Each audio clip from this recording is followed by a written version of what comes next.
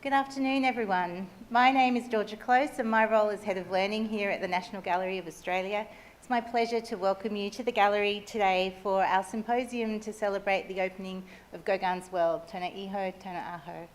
I would also like to welcome our online audiences who are joining us from across Australia and also overseas. I'm honoured to be joined this afternoon by Ngunnawal Elder Auntie Caroline Hughes. Throughout her career as an educator, Auntie Caroline has been a champion for the transformative power of education. In 2023, Auntie Caroline was recognised as a member of the Order of Australia for her years of service to her community through education, cultural programs and Ngunnawal language revival. Thank you, Auntie Caroline, for welcoming us to country today.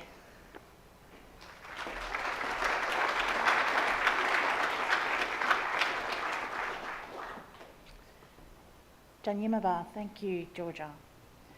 Yuma Yadong, Gadba, Danga Galanga Garalinya, Balanjima, Maranjima, Naraganawali Galamban, Darawari, Ngunnawawari.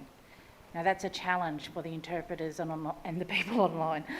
But basically, what I have said is distinguished guests from around the world, including France, French Polynesia and Australia, all honourable lovers of the arts. And there's a room full here today, isn't there? Yeah? Together in the spirit of harmony and well-being, we are meeting on Ngunnawal country. I'd also like to acknowledge all Aboriginal and Torres Strait Islander people and non-Indigenous friends gathered here today and pay my respect to other lands from across the nation from where people are dialing in from, and pay my respect to their elders, both past and present. I'm actually one of many Ngunnawal elders that have the cultural responsibility and privilege to provide welcome to country and other ceremonial practices on our lands. The welcome to country is not about welcoming Australians to your own country. The welcome to country is an invitation to be part of an ancient traditional ceremony. It's about the understanding of the deep sacredness and enduring connections that Ngunnawal and others have with our Dara Nura, our homelands. The National Gallery of Australia is built on Ngunnawawari Darawari, meaning Ngunnawal country, Nura meaning a place of belonging or home. No concrete or building can ever mute the vibration that we feel of country calling and holding us. Country nurtures our people and strengthens connections to our ancestors through the earth, sky and the environment.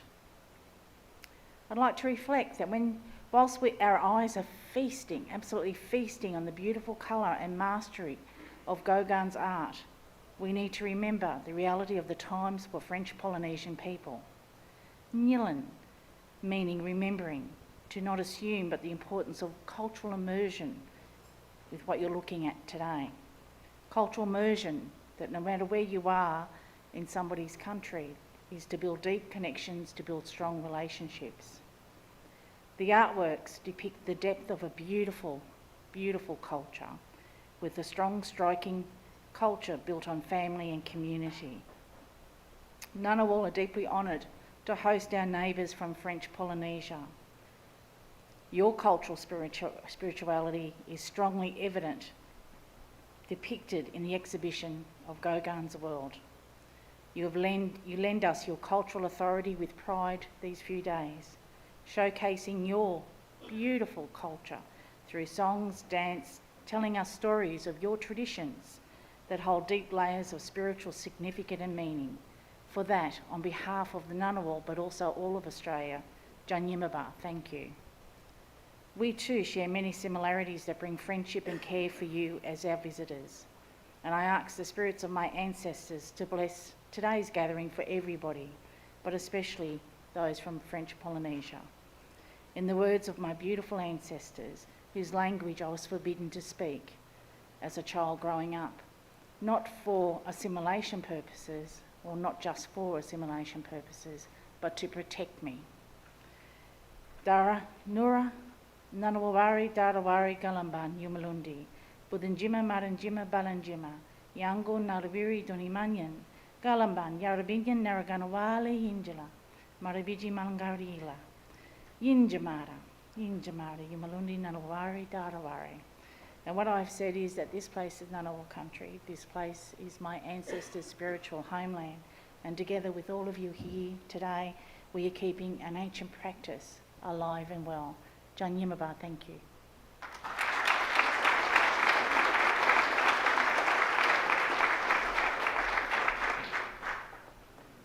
Thank you, Auntie Caroline, for your generous welcome. I would now like to welcome Adam Lindsay to the stage, the Deputy Director of the National Gallery. Thanks, Adam.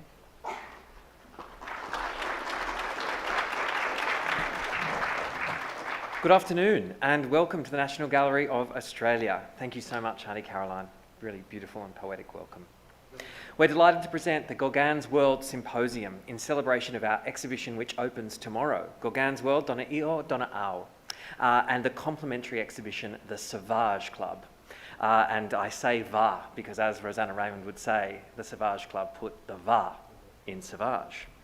I would like to particularly acknowledge that we are joined by Dr. Inanui Kashwa, Director of the Tahitian Museum, Carol Henry, CEO of Art Exhibitions Australia, and Rosanna Raymond, MNZM, as well as her fellow artists from the Sauvage Club. We've got a fantastic lineup of speakers today. We've got Viana Girard, we've got Nick Thomas, Miriam Bono, and Henri Lorette. And personally, I'd like to thank you, Henri, former esteemed director of the Louvre and Musée d'Orsay. You have curated an exceptional exhibition here. You've brilliantly traced the trajectory of Gauguin's career from his impressionist beginnings in France to some of his most recognised masterpieces, many of them created in Tahiti and the Marquesas Islands.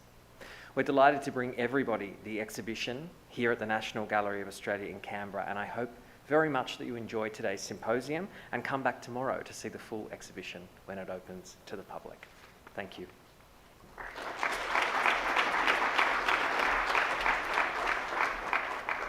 Thank you, Adam. So as Adam said, in today's program, we will hear from 4 of the key contributors to the Gauguin's World exhibition catalogue. Curator Henri Lorette will be joined by authors Viana Girard, Miriam Bono, and Nicholas Thomas. Between them, they have expertise ranging from 19th century painting to French literature, Tahitian language, and Polynesian culture. Each of them will share insights from their catalogue essays considering Gauguin's art, his history, and how contemporary perspectives enable new readings of his work. As curator of Gauguin's World, Henri Lorette is our first presenter this afternoon.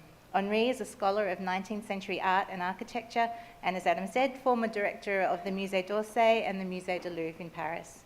In addition to his work on Gauguin, Henri is a specialist in the art and lives of Edgar Degas and Edouard Manet. Please join me in welcoming Henri to the stage. Thank you, Henri.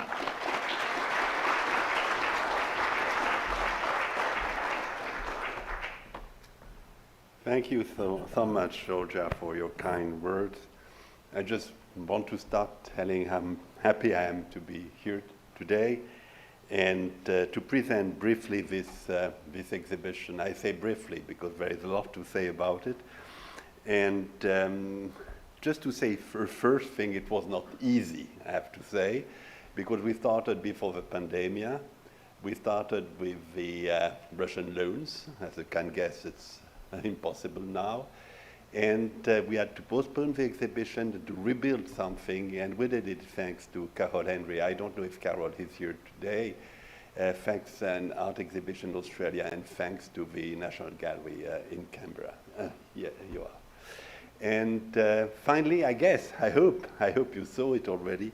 We did something which is quite interesting, and for me quite interesting because seeing these paintings, these prints, these objects together learned me something also. And because many are not so often shown, many are not so often shown together, so you can have comparisons.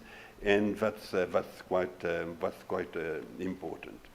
It's the first exhibition, as we say, in the Pacific of Gauguin. So it seems quite strange, but I mean it's like that. So the idea was to do something which is a little bit different of what could happen in Europe, for example, or in the Americas, where we are used to present works of Gauguin. Knowing also, but something which is quite interesting, that you don't have a single work by Gauguin in the museums in Australia, for example. It's quite surprising because you have some in Melbourne, in Sydney, here in Canberra, many important paintings from the late 19th century, except Gauguin, I would say. So it's a gap which is also quite interesting. So the first idea was for me to start at the end of Gauguin's life, when he arrived in the Marquesas. You know, in September 1901, he's quite sick, he's coming from Tahiti, he's fed up with Tahiti, he wanted to find new motif, but he knew also he was dying, he was not in very good shape, and he hoped to find something new in the Marquesas, which was a very remote place, I would say. And as soon as he arrived, he built his own house, the Maison du Jouir. We come back later on this Maison du Jouir, and he start working. And for 18 months, he will share his time between painting, sculpture, and also writing. Writing is a very important part of his life at that time. He died in May 1903.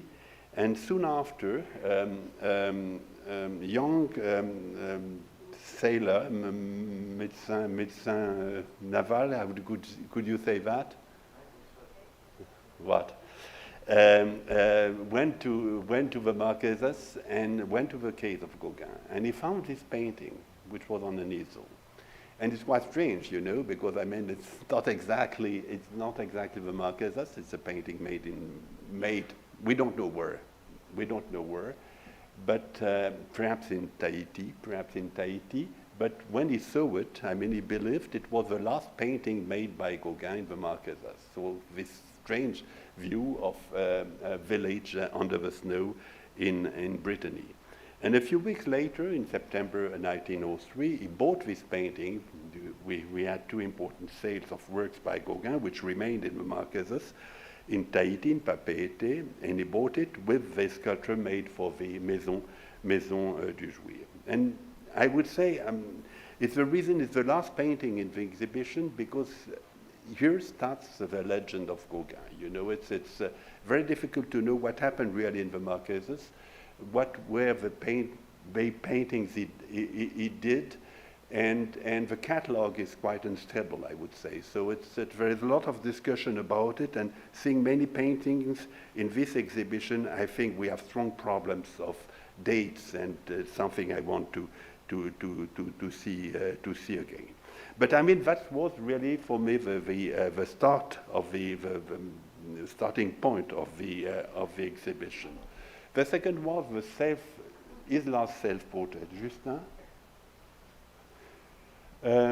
That was done surely in the Marquesas, you know, it was done surely in the Marquesas, but I mean, is it a legend? We don't know exactly, but it's told that Quidong, who was a Vietnamese friend of Gauguin, exiled in the Marquesas by the French authority because he was fighting against the colonization in Vietnam, started a painting, and he didn't succeed in doing it, and Gauguin did it himself. I don't think it's true. I think it's completely by Gauguin, and looking at it carefully, it doesn't mark any difference between a possible intervention of Quidong and Gauguin. But what is very moving with this portrait, I mean, this self-portrait, which is the last self-portrait by Gauguin, is completely different of what he did before. Gauguin is one of the artists like Courbet, perhaps, and later like Picasso, who likes to represent him very often. He does it very often since the beginnings, you know, till the real end.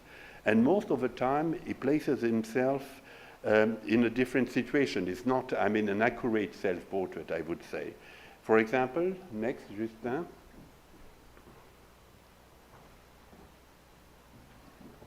For example, we have in this exhibition this Bonjour, Monsieur Gauguin, which was made in Brittany in 1889. and which was part of the setting of the auberge of Marie-Henri in Le Pouldu, so it was part of a decor, I would say. It's the version which was in the auberge, and there is one bigger version which is now in Prague, in the Narodny Gallery. Obviously, it's a self-portrait, because I mean, it calls it Bonjour, Monsieur Gauguin, referencing to Courbet, but it's, as you see, it's not really a portrait. I mean, it's much more what we could call in France a tableau, that means a picture, where he plays a role, like, for example, in this next paintings, Justin, we see here, which are also in the exhibition. On the left, you have this the self-portrait with a yellow Christ, and on the right, the painting from Sao Paulo, which is inscribed near Golgotha, près du Golgotha. So you see that in the first painting, in the left painting, is between, I would say, heaven and hell, and between this yellow Christ he painted, which is now in Buffalo, and this ceramic, which is in the Musée d'Orsay, and which is representing a kind of demoniac figures, I would say. So it's a kind of triple portrait of Gauguin himself. Nearby, you have this self-portrait, which is près du Golgotha, at a time painted at a very difficult time for Gauguin, when he was thinking to commit suicide. He was in Tahiti at that time, and it's quite an intriguing portrait, I would say.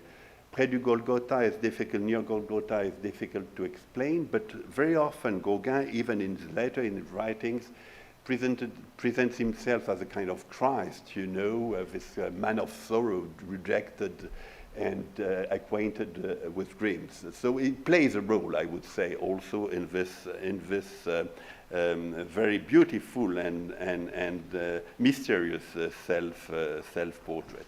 So that's really the first. Going back to the first self-portrait, if you can. After all these self-portraits, you know, the last image of Gauguin is this one. So he's without mask, I would say, as he was himself at that time, wearing glasses, you know, kind of old man. But I mean, without any kind of he doesn't want to show something, I would say.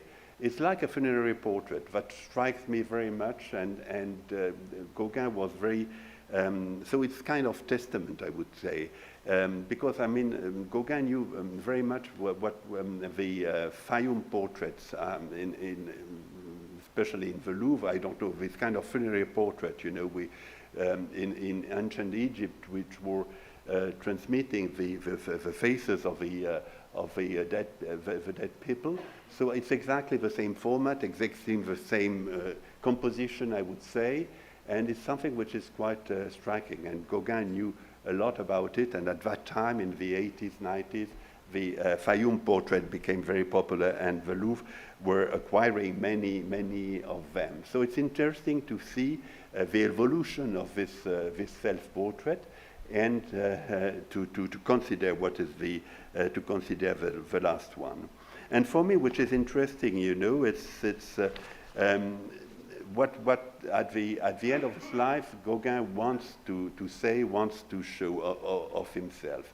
The self-portrait says something, as well as the writing, his last writing at that moment. As well, also, I would say, as the house is built, which is the Maison du Jouir. Next, Justin, please. So it's an important thing, you know. It's now it's rebuilt in Atuona. It's a kind of new version, I would say, of a Maison du Jouir, without, of course, the original panels, which are in the Musée d'Orsay now, which were bought by Ségalen, the one who bought the Breton landscape under the snow. And what is interesting, it's the first time he has his own house. I mean, he was always living as Mallarmé says, into corridors between finding finally a place of his own. And that's also important because we'll see what he does with this Maison du Jouir. In my essay, I say a lot about, but I don't have time to say about Maison du Jouir, the title itself. Many think it's just kind of, that means kind of tropical brothel, but I mean, it's not only that, I would say. It's surely provocative, but I mean, it's much more subtle. Much more subtle than that, and the panels are quite enigmatic. So it's the, I would say the Maison du Jouir, like the writings, it's the second self-portrait of Gauguin at the end of his life. The third one, I would say, is what he writes in Avant et Après. Avant et Après, Justin, please. You are just a cover of the manuscript of this book. The manuscript is now in the Courtauld Gallery. It's a book which is very interesting. I mean, it's, from my point of view, a real masterpiece.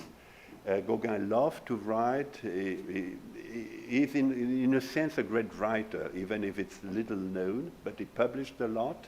As a kind of journalist, for example, fighting against colonial domination, but also telling many things and inventing a new kind of book like we see in with Noa Noa.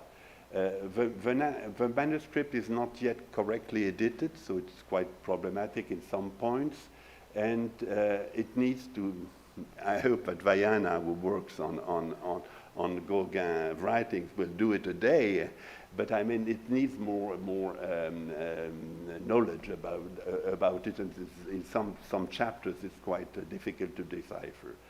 Anyway, it's normally considered as kind of reservoir of anecdotes and so on. So it's much more than that. It really tells something about Gauguin at this end of his life. And what is striking, you know, is going back to his career, to what happened. And in a very strange way, because, for example, this friendship with Pissarro, he didn't say quite anything about it. Very little about his friendship with Van Gogh, for example.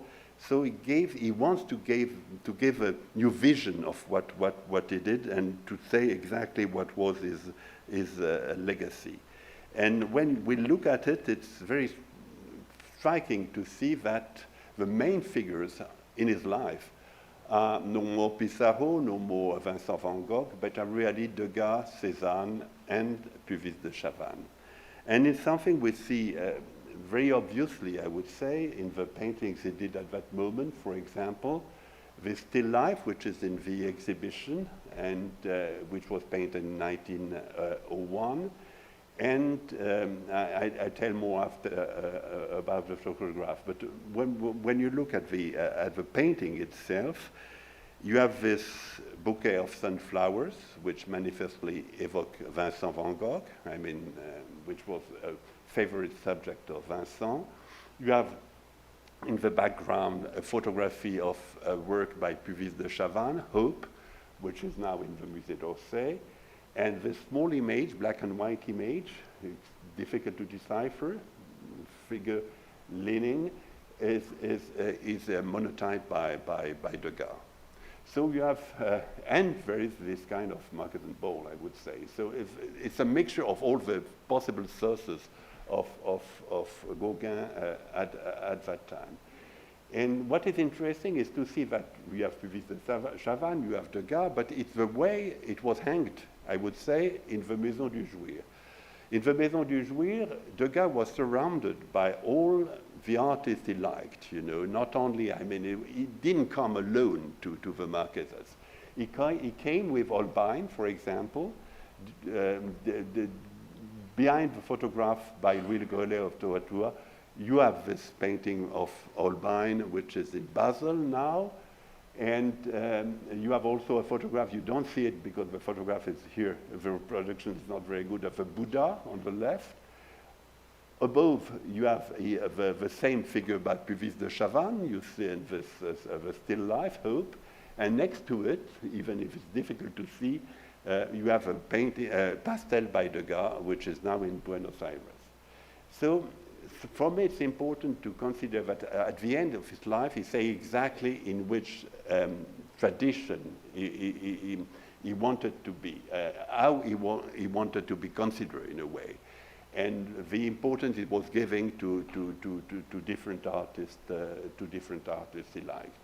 And like Degas at the same time, because Degas is really the prominent figure with Cézanne, more than Cézanne, and I will come back to that, like Puvis de Chavannes, he wanted really to build a museum. He wanted to be surrounded by the artists he liked, and to say in which context he wanted to be shown. And that's very important, remembering that, for example, the National Museum of Contemporary Art in Paris was full of academic paintings he didn't like. So he tells us exactly in which context he wanted to be considered. So that's also, I would say, the Maison du Jouir, in a way, the second self-portrait made by Gauguin at that time. I will, yes, it's too long, I'm sorry. But just a few things which are important in this exhibition you can discover. I just insist on this pair of paintings because it's the first time I see it together, and it's very important. I mean, this, the painting of Hamburg on the left, and on the right, this children wrestling from the Louvre Abu Dhabi. It's interesting because the two paintings were painted at 3 weeks or 4 weeks distance, you know, so it's very close, but you see from one to the other the change, what happened in Gauguin's art in a very short period of time in 1888, going from something which is more formal academic, I would say. No, it's not a real world, but I mean, looking back to Degas and Puvis once more, to something which is quite, I mean, new. I mean, it's the kind of synthetism, for example, he adopts in 1888. Just to underline the importance in this exhibition of new, I would say sometimes a new vision about Gauguin's art. The last image I want to show you, it's this painting, which is also a great masterpiece by Gauguin, which travels rarely, I would say, and which is in Worcester now. And what is interesting, I mean, many things are interesting in this painting, but I wanted to show you to show something. First, it belonged to Degas, and Degas was the main supporter of Gauguin in the 90s, I would say, when Gauguin was really, I mean, despised and got many, very few supporters. For example, Renoir hated it, didn't understand it. So it's Degas bought really perhaps the most important paintings by Gauguin in the 90s, but not only paintings, also prints and drawings. So he was a supporter of Gauguin. What is interesting is you understand why. I mean, when you look at it, as Georgia say, I first started working on a lot on Degas, and Gauguin was a bit far away from me. I didn't understand the connection between the two artists. They knew each other for a long time. They were fighting all together, I mean, all the time during the Impressionist times. And finally, Degas and Gauguin found themselves, I would say. And obviously, when I published some notes written by Degas about his collection of the works he got by Gauguin, which were unpublished till now. And you see that Gauguin didn't care about the subject. He didn't care about Tahiti and so on. But what was important for him was the pose, was the attitude, was the face, was the movement, was the stage, I would say. And if you consider it like that, I mean, you see that, I mean, the stage, for example, it's not only the case, it's like a stage, you know, which is going up. And the pose, and even the attitude of this brooding woman, which recalls a painting by Degas called Sulking, has something to be compared to the works of Gauguin. So what is important, you know, and is to consider that the artist who dies in the Marquesas after so many tribulations, I mean, after spending a long time in Brittany, going to Martinique, going to Tahiti, going to the Marquesas, remains a French artist, completely a French artist, I would say. Surely looking at different kinds of civilizations, but looking always back to Paris. And when he writes Avant et Après, it's strange that he doesn't speak so much of the Marquesas, for example. He speaks of all his friends, which remain in Paris, of the critiques of what happened there, and very little about Tahiti or Marquesas. So it's something which is also quite interesting and moving in a way. So so just to conclude, I mean, it's a little bit in disorder. I'm sorry, but I mean, when you look at Gauguin, he appears as a very special artist, I would say, and for example, what we call is primitivism, which is truly something important. I mean, remembering, for example, that in the 1984 exhibition made by Bill Rubin and Kirk Vanadu at the MoMA, New York, it was the kind of forward of primitivism, introducing what happened later with Matisse, Braque, Derain, and Picasso.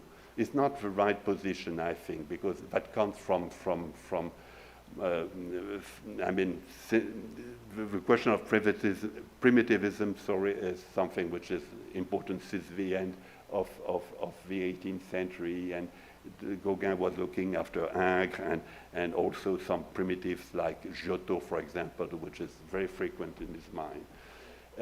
So that's the first thing. The second thing is Gauguin, like Degas, is an artist for whom technical innovation is something central, you know.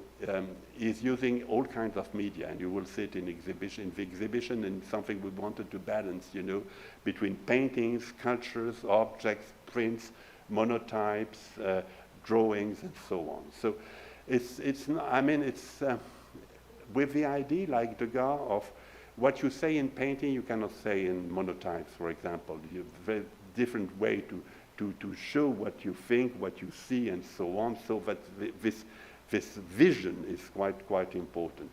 You have to consider that, for example, that Monet is a wonderful painter, but he's only a painter. I mean, like Renoir in a way, or like today Gerhard Richter. So it's, I mean, but Degas and Gauguin are similar in this, that technical innovation is quite important. So it's something you will show also. This balance is something which is important, and you will show in the exhibition. Well, when he died, one of his friends said he invented everything, and I think it's true. I was a little bit uncertain about the exhibition. You know, you don't know when you place everything. How it will be, but I mean, I think we succeeded thanks to the National Gallery, thanks to Art Exhibition Australia, in doing something which is significant, which brings new ideas, which brings new works in a way, and which gives a different, I hope so at least, a different image of Gauguin. I'm sorry, thank you for your attention.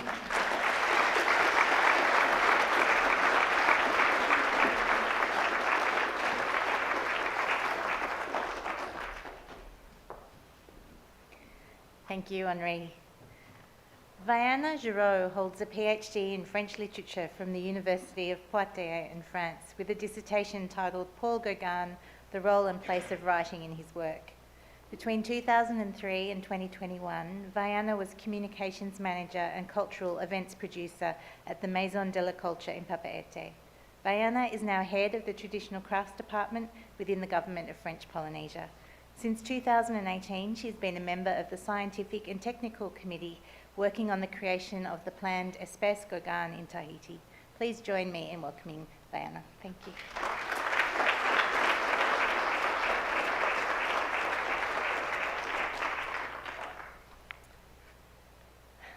Yorana, hello to all of you. It's a pleasure to be here today. So, Paul Gauguin as a writer, maybe it seems like an unexpected title, but let's start with evidence. Paul Gauguin is world famous for his painting, but less so for his highly developed work as a ceramist and a sculptor. Gauguin also wrote various and numerous texts, as you can see, and which are the least known part of Gauguin's work, if not ignored. This may be because most of them are unpublished or partially published or simply misunderstood. Half of them is probably lost, according to the inventory of his belongings at his death, which mentioned 3 manuscripts, another one dedicating to his daughter Aline, a bundle containing 12 notebooks, and another containing 9 manuscripts. Gauguin began writing articles and a few short texts in 1894 and published his first text in Paris. It's a fairly common approach at the end of the 19th century where art and literature were very close. But we'll focus on the text he wrote after his first trip to Polynesia in 1892. From this period, he wrote almost 1 text a year in various forms: collection of memories, philosophical pamphlet, art criticism, satirical articles, and he tried several times to have them published, which shows us how important they were to him. On his first trip to Tahiti, he wrote mainly about his amazement at discovering Polynesia. So we have Ancient Maori Religion in 1892, Notebook for Aline in 1893, and the same year, Noa Noa, one of his best-known prose. During his second trip in 1897, he wrote Catholicism and the Modern Mind, in which he denounced the misappropriation of the spirit of religious texts by institutions. He was very familiar with the notion of Buddhism and a great connoisseur of religious texts. And in this pamphlet, he proclaims the unity of 3 great religions: Catholic, Polynesian, and Buddhist. He concluded in 1898, from a philosophical point of view, it is perhaps the best expressed thing I have ever written. In 1899, he denounced colonization in the satirical newspaper The Smile and Wasps. Finally, there were his end-of-life writings, witnesses to his solitude, with many references to his previous writings. This is Rambling with a Wannabe Painter in 1902, and then Before and After in 1903. Paul Gauguin really writes as an author. It's not a hobby. He wants to express his thoughts, his vision, and there is a real complementarity with his paintings, as paintings show the mystery and beauty of the Polynesian people, their culture and religion at a moment where it's about to disappear, while his writings really reflect his suffering and hunger, his isolation, and also his struggles against colonization and Occidental religion. His texts are characterized by their rhythm, fragmentary writing, which Paul Gauguin defined as follows: it's not in the least a literary work, but something quite different: civilized man and the barbarian face to face. His best-known work, Noa Noa, is probably also the most misunderstood, as he is generally considered to be both a travelogue and an autobiographical work, but we'll see that it's actually not really either of these options. That is what makes this text one of the most fascinating to analyze, both in terms of its construction and its purpose. Noa Noa was conceived by Gauguin on his return from his first trip to Tahiti, and in 1893, in a letter to his wife, he explains, "I am also preparing a book on Tahiti, which will facilitate the understanding of my painting." He was very conscious of the transgression his works represented in relation to official art, And Gauguin wished to accompany his Paris exhibition with a text placing his paintings in their Polynesian context. Several passages bear witness to his intention, linking anecdotes directly to the paintings he was exhibiting. For example, we all know about Pape Moe, which is an interpretation of a photo on a postcard. So obviously the anecdote that allows him to contextualize the idea of this painting in Noa Noa cannot be taken at face value. Then the project evolved, and Paul Gauguin wanted to associate Charles Maurice, a symbolist poet, with the writing. He wanted Charles Maurice to add poems to his own text, but this collaboration was a failure, as Charles Maurice took liberties, modifying Gauguin's text and finally publishing without the author agreement. Gauguin was so tired of waiting for his friend's poem, so he adds photos to his copy, incorporating collage, paintings on the blank page, and sometimes even covering his own text, creating an unexpected dialogue between the written word and images. Finally, what is Noa Noa? Is it an exhibition catalogue, a prose poem, a travel souvenir? It's obviously all of this, but it's also a lot more, as Noa Noa is actually a literary tale told at the first person. The tale was very much in vogue in the 19th century, stemming from oral tradition, and the form of the tale conveys an appearance of authenticity, and that was perfectly suited to the painter's purpose. Claiming he's not a writer, and even though he wanted to be published, Paul Gauguin chose a form that was clearly part of the literary tradition. So that's something important to keep in mind, because with Gauguin it's always complex. Never exactly what he says, never exactly what he writes. You really have to keep this in mind. So the tale, with its brevity, orality, emotion, even forays into mysterious, Noa Noa plunges us into a world unknown to the Parisian public. There is a really didactic approach in the book, passages about religion, Polynesian cosmogony, customs revealed by the author, because Gauguin really wanted to make it clear that he belonged to both worlds, Polynesian and Parisian. He's using a lot of Tahitian words, giving the reader the feeling that he had been initiated into the language, ancestral Polynesian culture, and its mysteries. Noa Noa, like most of Gauguin's writing, helps to build his own legend as a man, as an artist and a primitive, but also as a writer. This is one of the reasons why we have to be very careful when we analyze his writings. So for his first text that he wanted published, Gauguin was not afraid to take on an author whose vision he hated, Pierre Loti. Pierre Loti was a very famous novelist in France, in literary circles at the time, and his novels, inspired by his travels, had great popular success. Gauguin based his work on the novel The Marriage of Loti, published in 1882, and presented his own vision in a highly successful literary pastiche. This is one of the characteristics of Noa Noa, the use of a base that would be easily recognizable by the readers of this time. The Marriage of Loti is a best-selling novel of biographical inspiration that recounts the Polynesian life of an English naval officer, Harry Grant, alias the author, under the pseudonym Pierre Loti. Somewhere between fiction and reality, he describes the court of Queen Pomare, Polynesian society, and his relationship with a very young girl, Rarhau. Gauguin strongly criticized the author for his superficial Western approach to Polynesia. Indeed, Pierre Loti was himself a naval officer, and he was coming back from every travel with a love story. It was from Japan, from Africa, from Turkey, from Polynesia, every time a successful story. And Gauguin really couldn't stand this Western approach. So, although Gauguin adopted the plot of his novel, he did it to distance himself in a real crossplay with this monument to literature. So, Victoria, please, if you can play the video. The main lines of Loti's novel can be found as well in Noa Noa. Rarhau is 14 years old and has been adopted. In Noa Noa, Te Haamana is 13 and had a foster mother.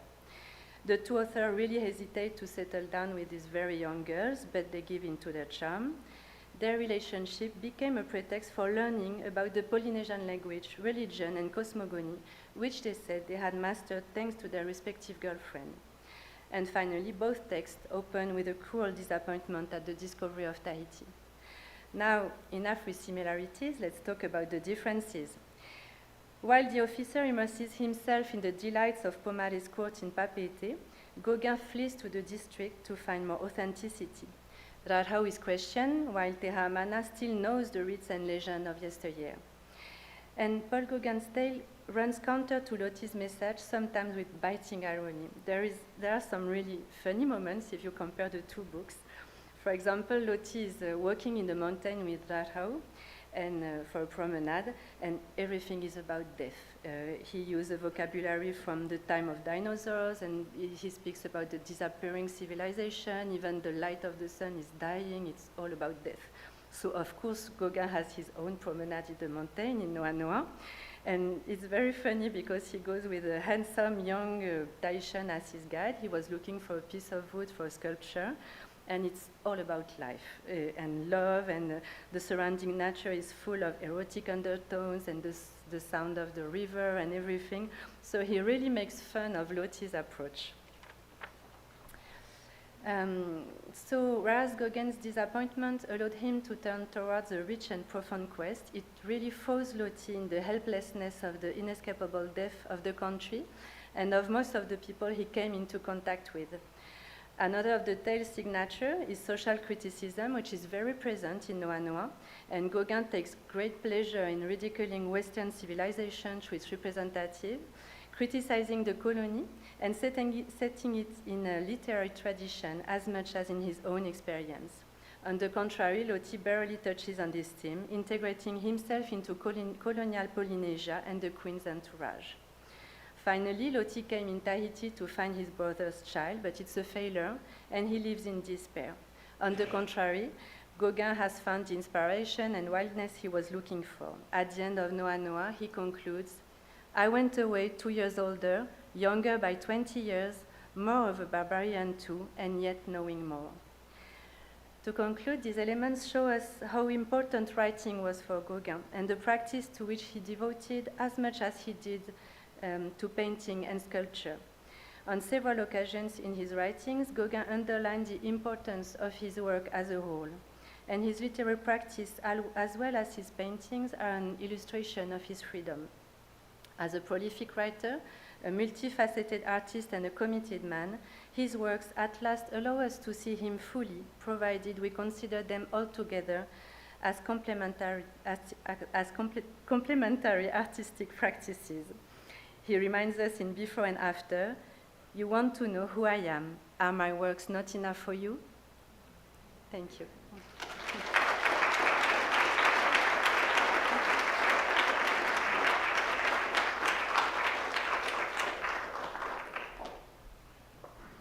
Thank you, Leana. Miriama Bono is a Polynesian artist, curator, and architect.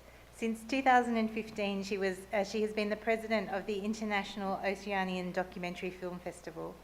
In 2017, she was appointed director of Te Whare Lamanaha, Musée de Tahiti et des Îles, a role she held until late 2023.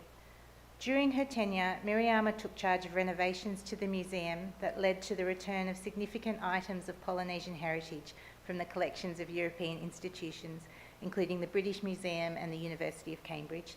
Please join me in welcoming Miriama.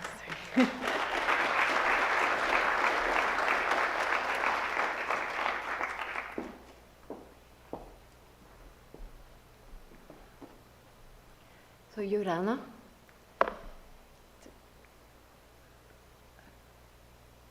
first of all, before beginning, I would like to thank you for your very warm welcoming.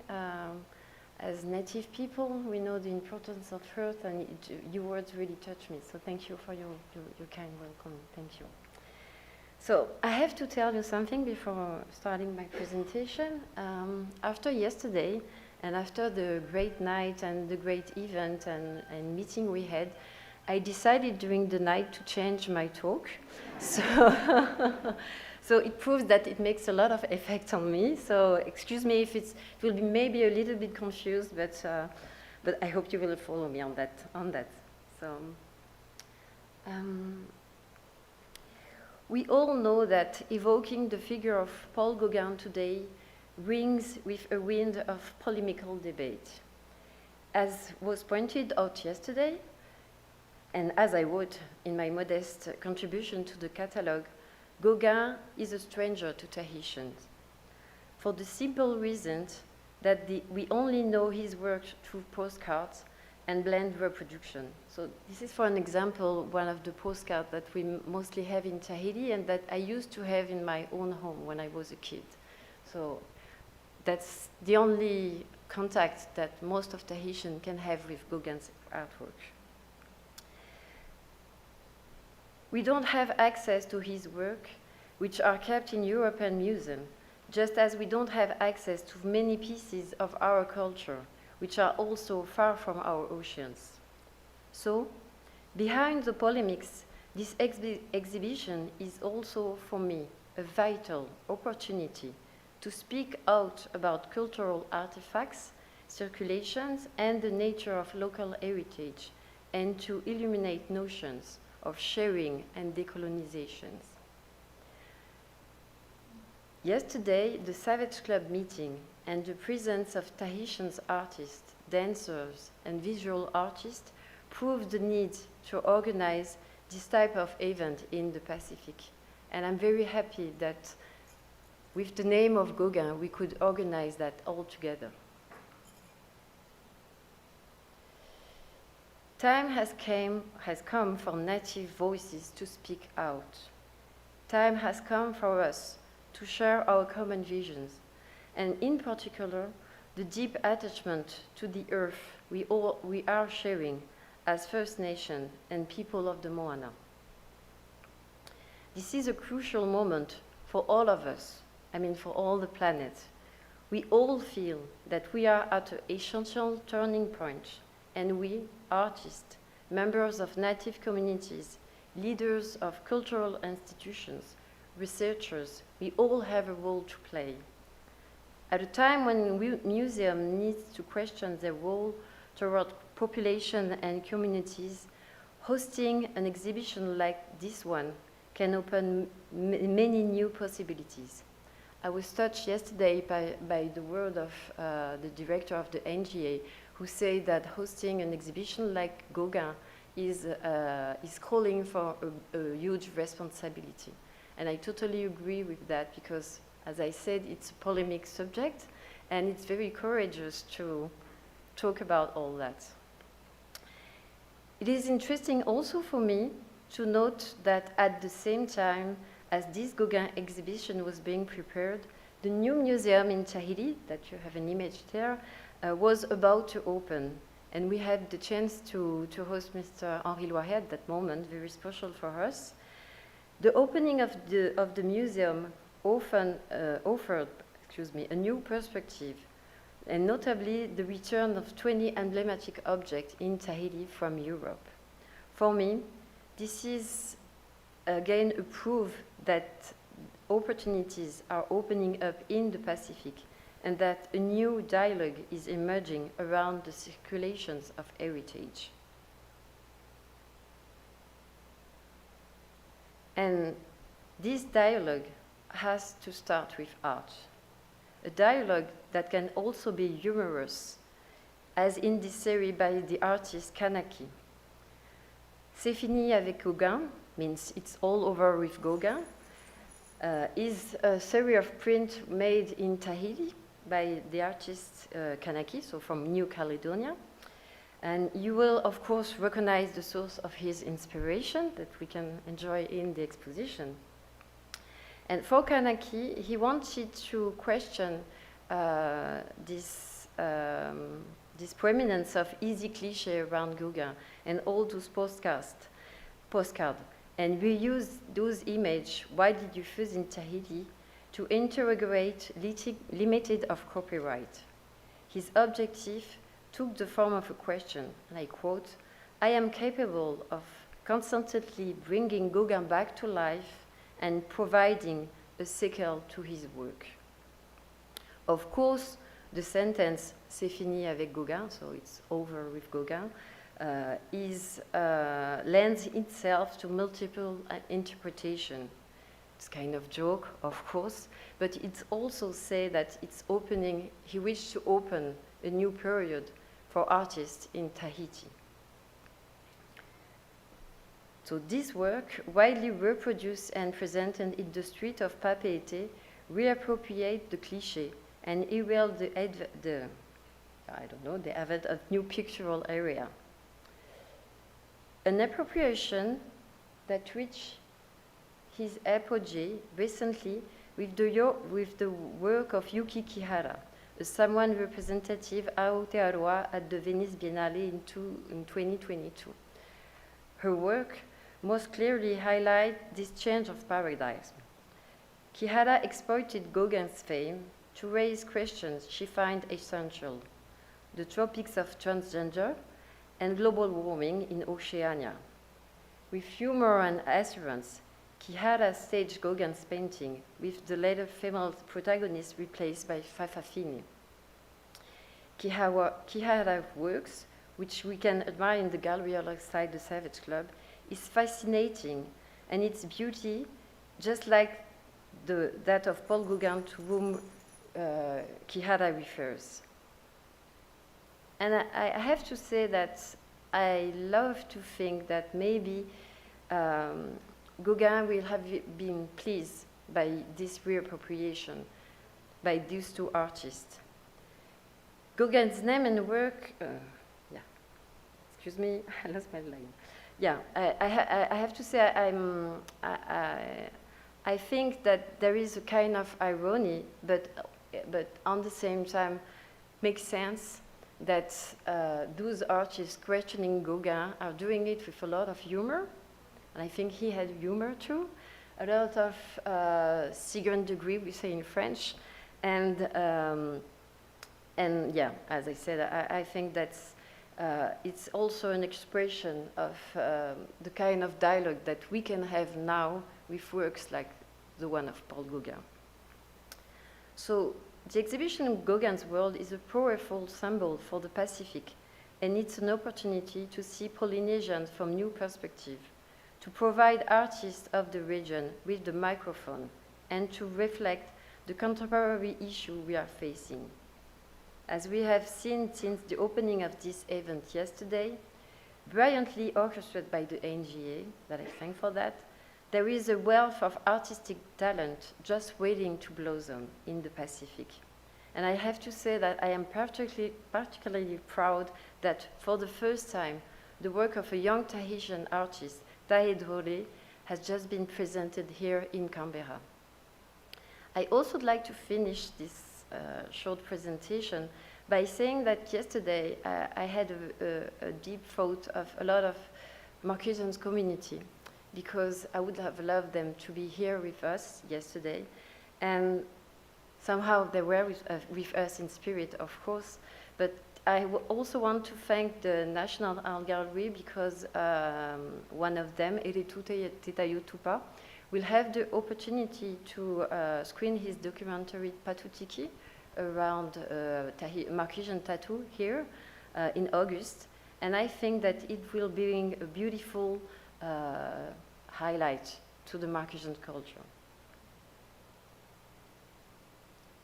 Yes. So to end this presentation, I really truly want to thank the NGA and all of those who organized this exhibition, to give an opportunity to Tahitian and Marquesans voices and native voices to raise and resonate beautifully in this world as it was yesterday. Thank you.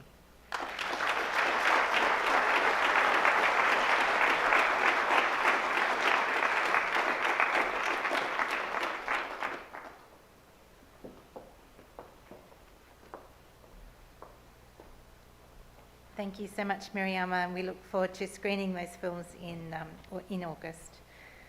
Our final speaker for this session is Nicholas Thomas, who first visited Polynesia in 1984 to undertake research in the Marquesas Islands. He has since travelled extensively across the Pacific and written on Indigenous histories, empire and art. As a curator, he has collaborated with artists including John Poulet and Mark Adams, and he curated the landmark Oceania exhibition in 2018. Nicholas Thomas has been Professor of Historical Anthropology, Director of the Museum of Archaeology and Anthropology at the University of Cambridge since 2006, and a Fellow of Trinity College, Cambridge. Welcome, Nicholas.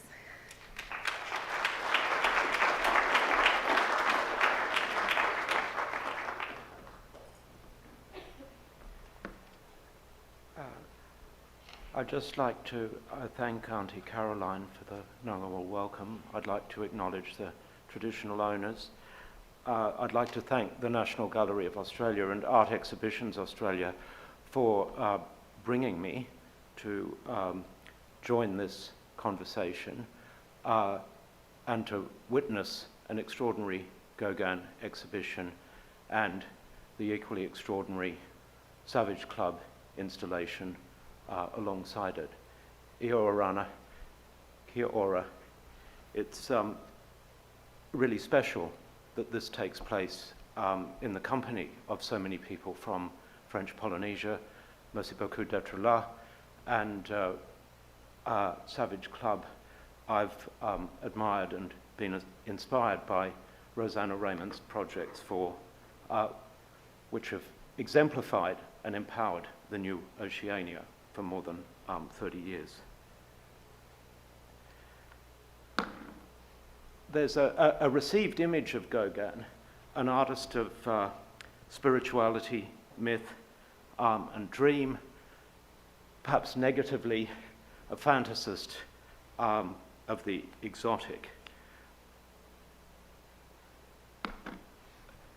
Quite a few years ago in Germany, I saw this painting and it stopped me in my tracks. I'd been lucky to spend time in the Marquesas, and in the mornings on Uapo, I quite often had coffee with people and walked down to the beach, and quite often there were young men who were giving their horses a chance to drink, and we might chat a little bit, and then they'd jump on those horses and ride away to do whatever they needed to do.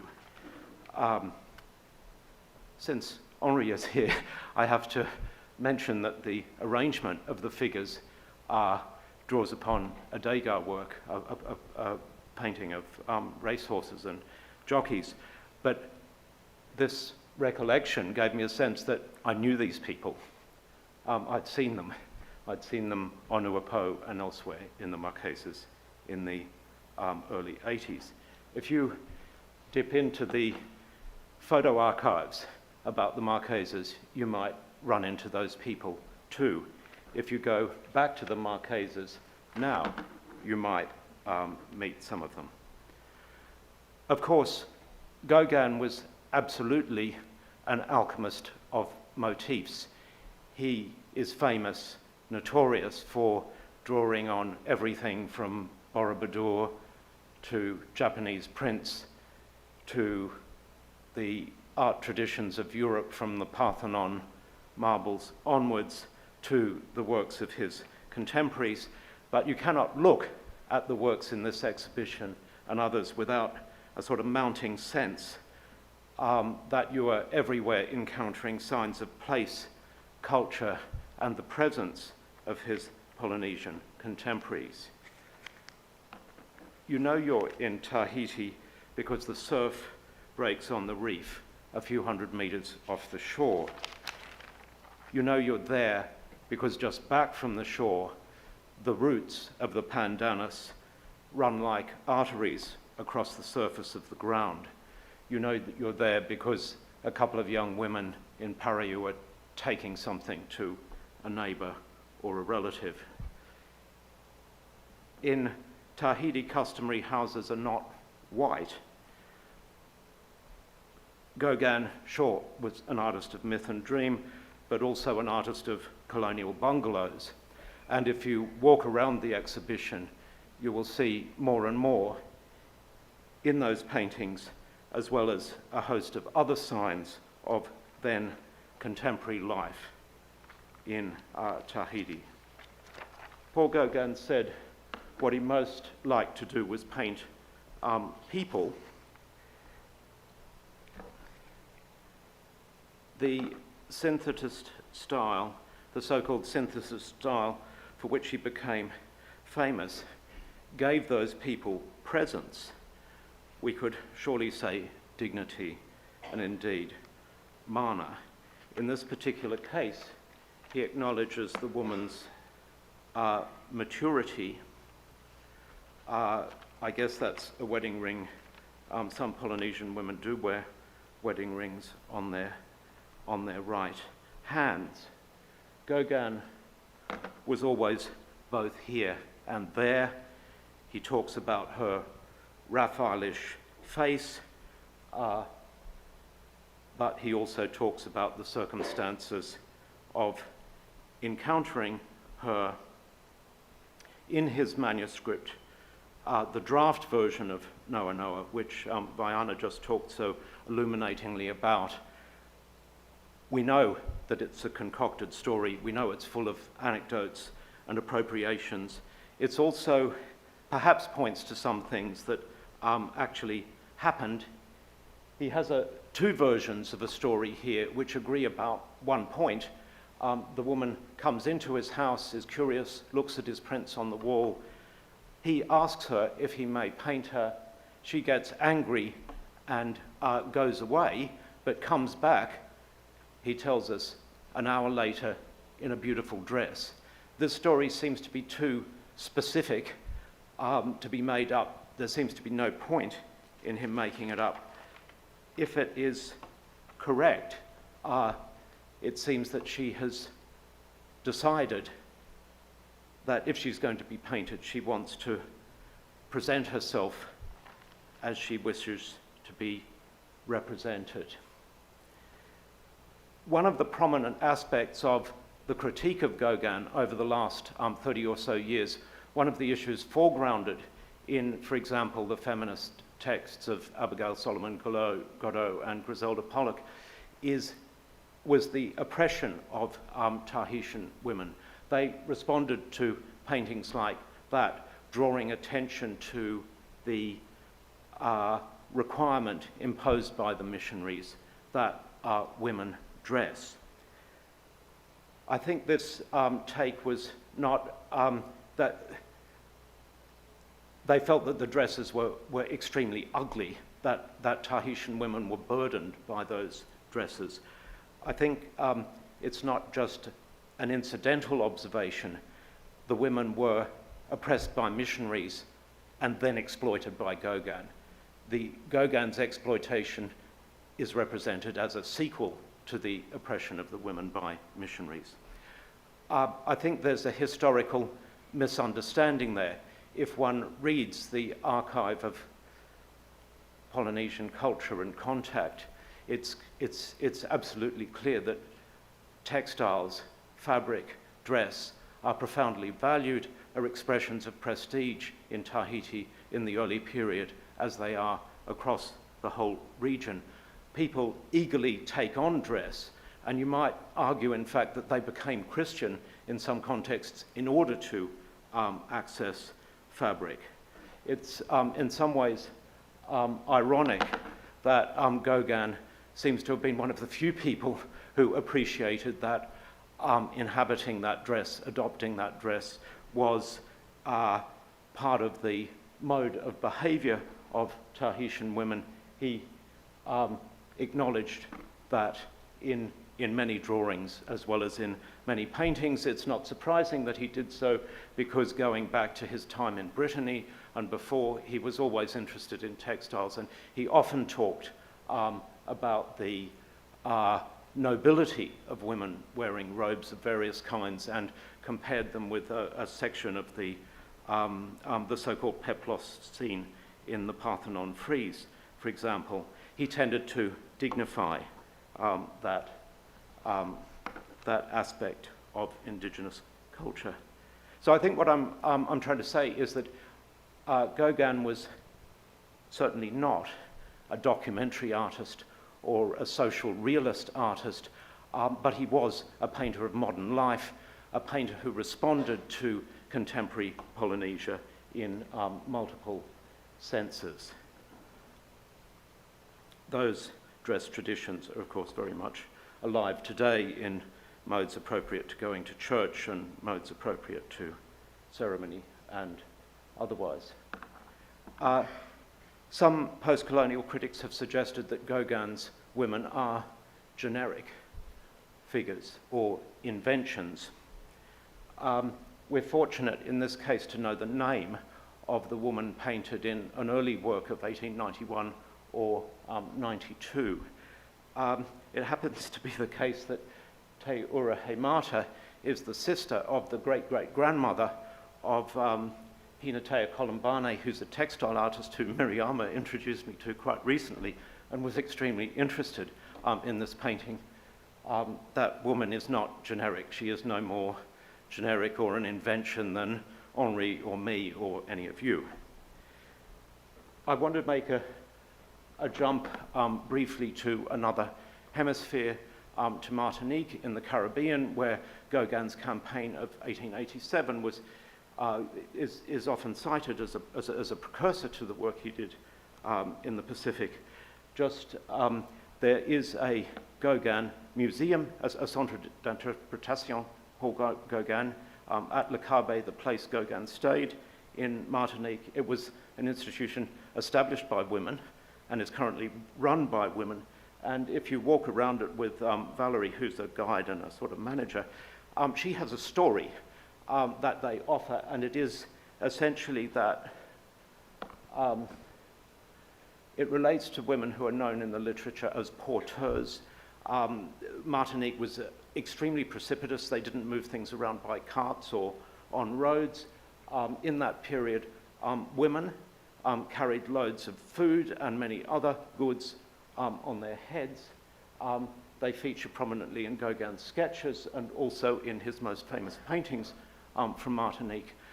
What Valerie wants to emphasize is that the women did that work because they did not want to work on the plantations for former slave owners. The work was hard, but it gave them autonomy.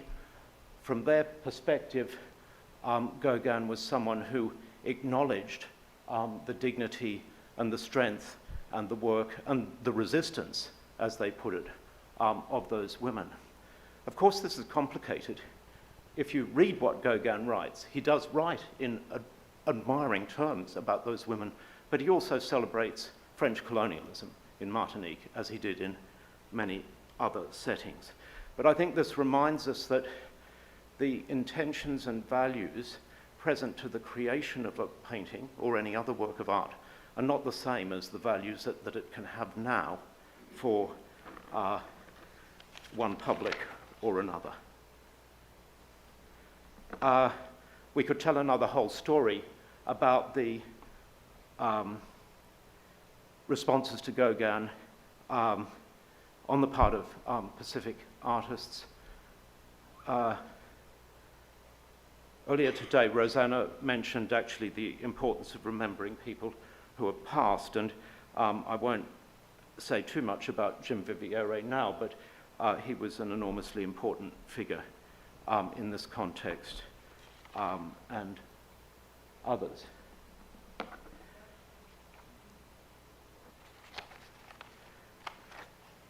I wanted to, I think all that work draws our attention to the way Gauguin is a resource for artists and other publics in the Pacific today.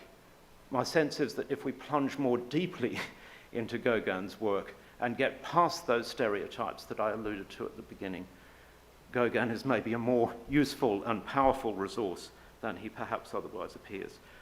On the right is Joël Frébeau, who's the mayor of Hiva-Oa. In the middle is her son, Moerani. I'm actually not putting this slide up because they're descendants of one of the people who signed Gauguin's death certificate. My point is more that I guess in traditional art history, we might have thought that Polynesia played a small but important part in world art history. I want to suggest we think about it the other way. Gauguin played a small but important part in the history of Polynesia. We really must remember that Te Whenua has been imagined, defined, identified by Maui, by Anata, by islanders for themselves. It will be in the future. Maruru.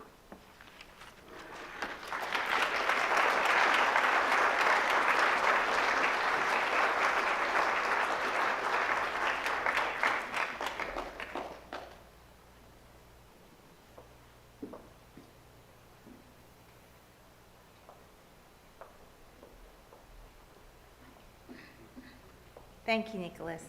And thank you to all of our presenters in session 1 this afternoon. We will take a break now and return at 3:30 p.m. for a conversation and Q&A session with our panellists. On-site audiences, please make your way down the escalators and to Gander Hall for afternoon tea. Our staff are here to help you if you get lost. And please be back in the theatre ready to start at 3:30 p.m. Our online audiences will see you at 3:30. Thank you so much.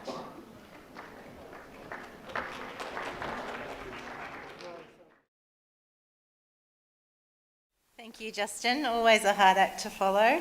Welcome back, everyone. We'll begin this session with a conversation between the panellists before we move on to addressing questions from the audience. At this point, I would like to introduce Christine Moore, who joins us on stage to support our panellists by repeating audience questions in French. Thank you, Christine. Just a reminder that if you have a question, you can submit it via our Slido online Q&A platform. If you're at home, you can submit your questions below the video on the gallery's website. If you're here with us in the theatre, thank you for ensuring your phone is turned to silent, and then using the gallery's Wi-Fi, you can head to slido.com, enter the code Gauguin's World to submit your questions, and the details are on our screen to the right. I will now hand over to our facilitator, Nicholas Thomas. Thank you, Nicholas. Thanks so much, Georgia.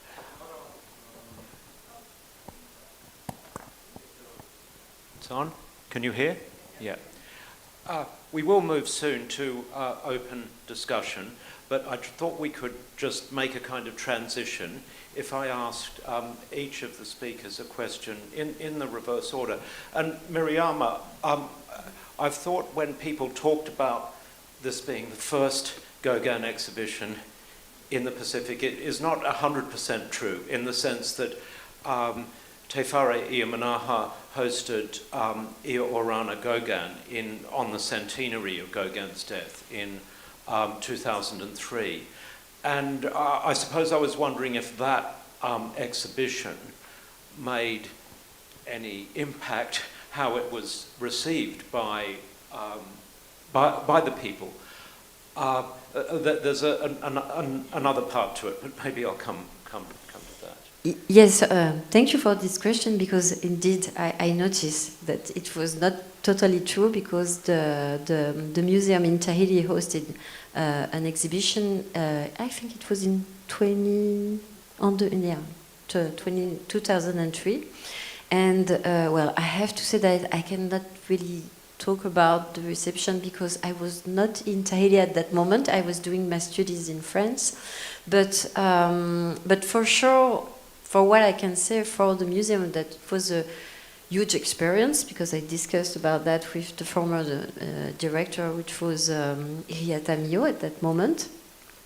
And it was a huge experience because it was the first time that we had loans from such a huge importance at the museum. And it was also, of course, the occasion to showcase some great works and to talk about heritage that can be laid by Gauguin. So, but that's the only thing that I can say about that. So I've got a follow-up as well, in a way, for both of you, because it was mentioned that the old Gauguin Museum on the south coast which for those who don't know, was open from the 70s until about 2013, but since closed, is being redeveloped as an espace scénographique. Will that simply be somewhere for tourists, or is that a Gauguin, a space that offers Gauguin stories to Polynesians? The question is for you. Sorry. Yeah, thank you for this question, because I think it's not well known that there is an espace scenographic for Gauguin coming in few years, and it was a huge job to choose how this kind of museum would tell Gauguin's story, and it starts with Polynesia. It starts with its arrival, with the sounds of the port, with the traditional song, and the idea was to show how Gauguin arrives in a different world that that is really different for him, and that will leave his mark on him. And there are also a lot of paintings, reproductions, of course, not real ones, and sculpture and ceramic inside. And I think it will be a way to discover all about Gauguin, or almost. And it's important because these places also have to be how can I say that, accessible for students, for children, and I think that through this scenographic espace, they will learn a lot about the painter, but also about Polynesia at this time. Thank you. And could I just jump back to ask a question about your fascinating talk about the writing? One of the things you mentioned was Gauguin echoed Loti's disappointment. And to be honest, I've always thought this idea that Gauguin was disappointed when he arrived in Papeete is a sort of cliche and wrong. It's extraordinary the sort of circulation it has, as if it has a kind of necessity, as a sort of proposition, and you see it in exhibition catalogues and on the walls of shows and so on. But and it is, of course, true that that's what Gauguin says in Noa Noa, or what Charles Maurice says in Noa Noa. But when Gauguin is writing to his wife Met, soon after he has arrived, he says, "Un pays merveilleux," and he talks about his enchantment at song and dance and the whole ceremony around the death of King Pomare and so on. So I just wondered, do you... is that, what do you think about that? Is that a mystification, or? No, I think he was really quite disappointed because he was looking for new lands, new forms, and he arrives in a country where civilization is already too much present. He came with a dream. It's quite normal at this time, and he was. He knew a lot about, exhibition in Paris, or universal exhibition. So they were showing people from elsewhere in a situation as if they were in a village. Or so he had ideas of elsewhere, and I think when he arrives in Tahiti, it's obviously not exactly what he expects. But I think that really fast he also sees I think that he. I don't know really how to express it, but he felt that there was something about to disappear, something about culture, about ancient times, and that's really what he catch in his paintings, this kind of nostalgia, he is at an important moment for Tahitian people, and that something is going to disappear, and he really felt it also, even if he was disappointed sometimes. Henri, we had a conversation in Paris about 6 months ago, and you said something that has kind of stuck in my mind ever since, that was just about Gauguin being really difficult, and not difficult so much in the sense of all the controversy that we're very familiar about. I think what you were pointing to was the challenges of a lot of the work, and what it actually is trying to do, and what games Gauguin is playing in paintings like the still life with Espérance that you brought up, which have so many challenging elements. No, when we discuss it, I just say Gauguin is a difficult artist, meaning that it's difficult to work on him. I mean, it's not very easy. The catalog, for example, of this painting is not very simple. You have many problems around the paintings. Speaking, for example, of what it in Tahiti and Marquesas, you see when you go through that many paintings were, in a way, partly repainted after his death. Many are fakes, I would say, or something. I mean, largely completed after his death. They're not sometimes in good condition, for example. We don't have a complete recension of all his writings. You told it. For example, the correspondence, I mean, it's partly published only, and even if you find everywhere, letters by Gauguin and so on, there is not a complete recollection of what he wrote. The edition of Avant et Après, before and after, which is his main book in terms of I mean, when he explores his life, is not made. So I mean, it's not easy, and you have separate catalogs for the sculptures, for the objects, and for the prints, and for not exactly for the drawings, for example. So it's I mean, to have everything together, it's quite problematic. And when you read, it's something which strikes me when you read his writings, for example, not only Avant et Après, but Racontard de Rapin. It's sometimes difficult to understand what he wants to say or to show. And he constantly rewrites his own story, I would say. When at the end of his life he goes back to his past, for example, he cancels many important encounters he had, for example, in the 70s, in the 80s, and as I said, he doesn't give room enough to Vincent van Gogh, for example, who disappears in a way when he's in the Marquesas.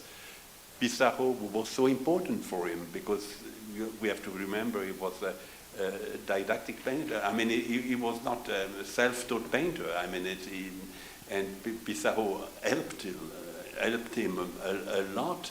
He didn't say anything about Pissarro, only bad things, I would say. So it's difficult to reconstitute the whole trajectory of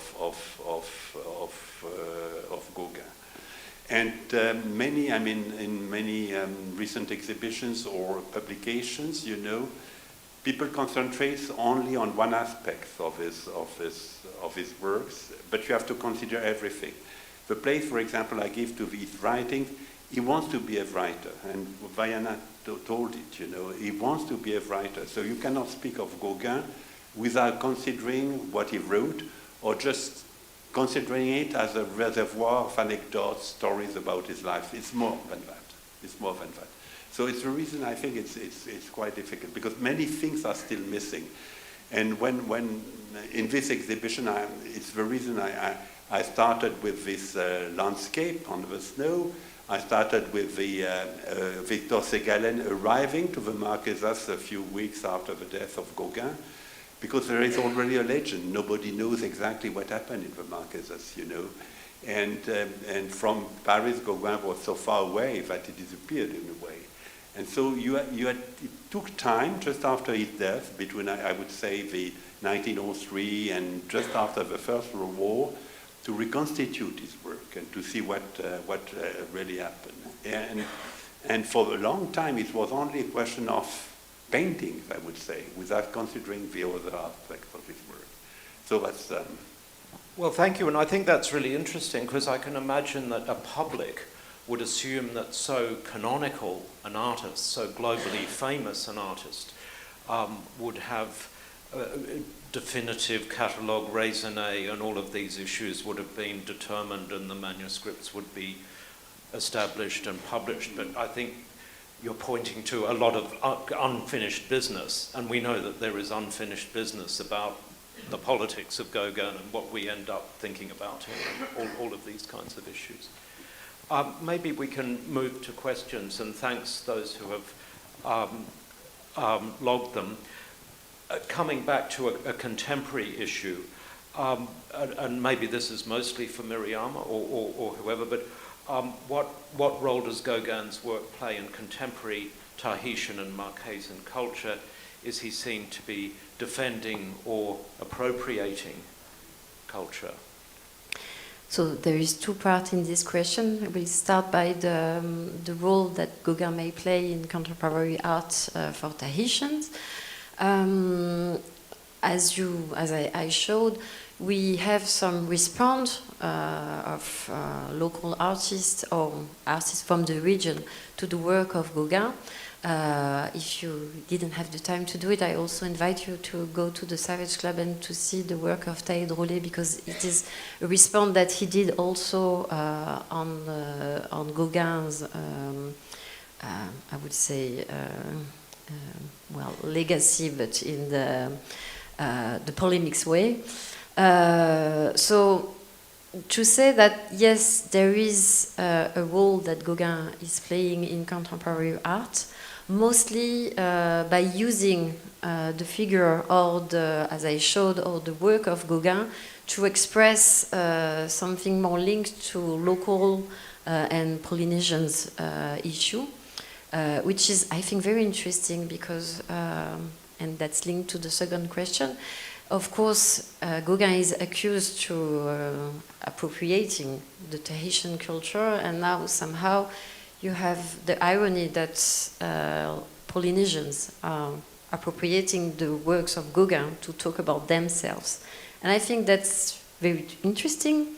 That's also very clever, because, as you see the work of Yuki Kihara, of course, she's deliberately, she's using the figure and the colors of Gauguin, but she's also talking about her country, about someone, about the community of Fa'afafine. And as I said, she's doing with a lot of beauty, a lot of exuberance. And of course, it's evoked the works of Gauguin, so it's very interesting. And for the second part of the question about appropriation, I have to say that, well, I don't know. I mean, if he was defending or appropriating, I have personally, but maybe that will be interesting also to have the opinion of Vaiana on that. I have the impression it's more fascination. I truly think, because when I see some of his work, and especially those with tikis or sacred figure, I don't feel appropriation. I feel kind of fascination, kind of question. And also, I have to say that I was very sensible about the fact that Gauguin is using Tahitian in the name of his work.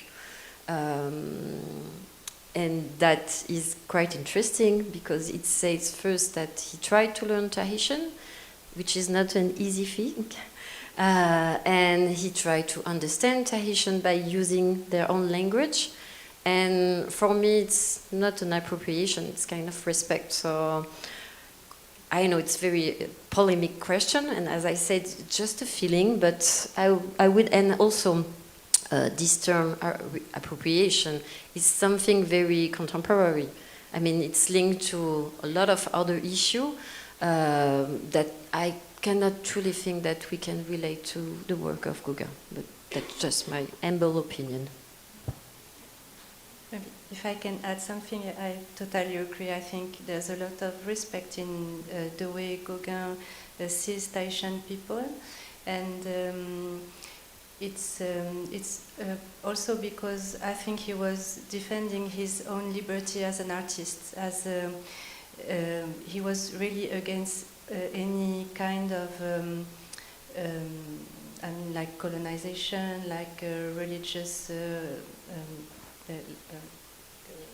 religious preaching and everything. He was really defending his liberty as an artist, as an author, as a painter, and he does the same through his paintings. He shows people not like, there was a question when we visited the exhibition this morning, it was why people look so sad, or it's not about happy naked people, it's about culture and mystery and something very specific to Polynesian people. So I don't feel either that there's disrespect in his way of painting them.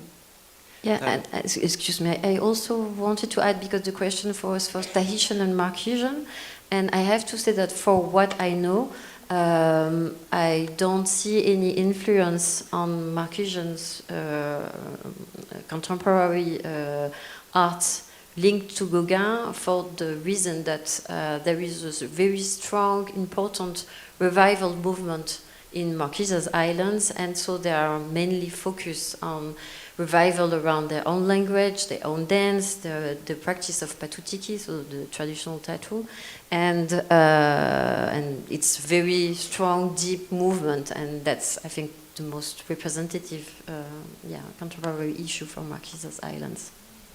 But maybe people are more aggressive against Gauguin in it's the writers, people who are authors themselves.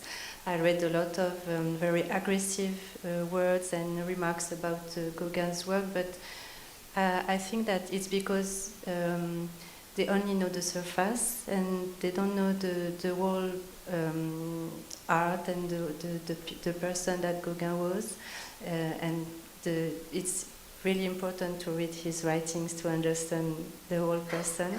And I think it's, misunderstanding sometimes, and that's why people are so aggressive against him. Thank you. I think we're going to keep jumping past and present. And the next question is, what impact did Gauguin's work have on the next generation of artists in the approach to subjects and materials? And I think this is really one that Henri could talk about.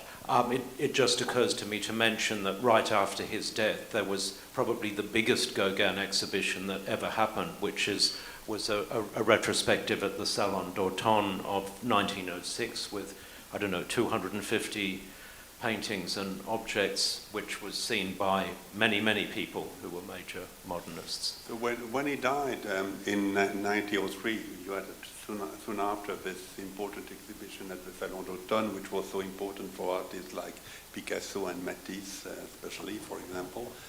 But you had also a kind of enquête inquiry made by a journalist about the prominent figures in the world of art for young French artists. And the two names which emerged at that time were the names of Cézanne and Gauguin. And it's interesting because many could see works by Cézanne since the 90s. He exhibited quite regularly through Vollard, through different exhibitions. For Gauguin, it was more difficult because they knew only a few works. He was more a myth than a real living painter. But it's the fortune of Gauguin started at that time. And we know how important it was for Picasso, for example, for Matisse. Even if Matisse going to Polynesia was overwhelmed by the figure of Gauguin and say, I cannot do anything in Polynesia after Gauguin, because the presence of Gauguin in the 30s was so strong, in the imagination of artists working on the Polynesian motif, that it was impossible to do something. So I think it's what happened really, but it took time, because the work was not very well known, and people only concentrate on the Polynesian works. The Breton period was less known, and the Impressionist period nothing at that time. So a date which was very important, you know, it was in 1918, after Degas' death. And because Degas, since the beginning of the 90s, as I said, collected many important and many masterpieces by Gauguin. It was surely the strongest collection of Gauguin's work at that time, with Fayette and also, but Degas was really prominent in collecting works by Gauguin, and all of a sudden all these masterpieces were on the market and they were bought by different institutions and museums and so on. The first painting by Gauguin to be acquired by a museum in France, it was, I guess, I don't remember exactly the date, but just before the First World War. So it took time, you know, to receive Degas in public, Gauguin in public collections, but finally it happened. Yes. Thank you. So another question: does Gauguin's exploitative behaviour and attitudes towards Tahitian women? I'm sorry, I lost the mic. Does Gauguin's exploitative behaviour and attitudes towards Tahitian women affect our appreciation of his work today? I wonder if I might just say something about that that's, in a sense, a little bit lateral. One of the most influential texts for people's thinking about Gauguin is work of fiction, Somerset Maugham's novel, The Moon and Sixpence, which was published in 1919. Maugham was fascinated by Gauguin when he first was in Paris just after Gauguin's death, and talked to a lot of people, eventually went to Tahiti and published that novel. It's ostensibly a fiction. It's about, the character is an English painter. But it had an extraordinary life as a book. It was in print, probably still is in print, in many languages other than English. It was turned into a film, a TV series, you name it. Maugham, some people say, was a really excellent second-rate writer. And that makes complete sense because it's an incredibly simplistic book. In the sense, for example, that Gauguin's marriage has this long and complicated afterlife. For years and years, he is communicating with Met, and they are sort of doing things with each other and sort of broaching, you know, some sort of reconciliation. It never happens. But Maugham's character simply leaves and cuts off contact altogether. But the point I'm trying to make is that Maugham comes up with this image of a diseased, abusive artist of great and mysterious paintings. And that image has been sort of solid in this sense and had a hold on people's thinking for over a century, since that book was published. And I think that image is sort of stuck in the way of people trying to get a sort of deeper grasp of all these complexities of the story, of the character. So I'm sorry, that's a kind of tangent that doesn't exactly answer the question. Gauguin was, of course, a male colonist at a particular time. I don't think any of us would say that he behaved better than other male colonists of that period, and he probably behaved worse than some of them. But do others have comments on that question? Well, I think you said it. I mean, he was not the only one. That's not an excuse, but there is kind of a hypocrisy just to speak about his behavior and not 100th century of behavior against women in the Pacific. So this morning, Tahed Rollet was talking about Bougainville, and so how it starts somehow, and it didn't end during all this period. So as I said, it's not an excuse, but well, I have to say he's not the only one. So, and also I have to say that it's true, we are always asked this question in Tahiti, especially as women, and well, we would love that we're asked some other questions. Because of course we're not happy with that, and of course that's not a good behavior, but we have so much other things to say. So that's.